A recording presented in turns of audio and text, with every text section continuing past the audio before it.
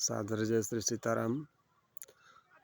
श्री प्रयागराज महाकुंभ में आए हुए समस्त श्रद्धालुओं से विनम्र निवेदन है, माँ गंगा के पावन अंचल में हम सभी प्रशासन का सहयोग करते हुए स्नान संपन्न कराएं और अपना भी स्नान संपन्न करें। इस तरह से जल्दबाजी करके प्रशासन के निर्देशों का अनुपालन न करते हुए हम अपनी ही सुविधा को देखेंगे, दूसरे की सुविधा को नहीं देखेंगे तो परेशानियां बढ़ेंगी। जिस तरह से घटना घटी है रात्रि में, ये बहुत ही चिंता का विषय है, दुखद है। भगवान की कृपा से सब लोग सकुशल स्नान करके अपने घर वापस पहुँचे।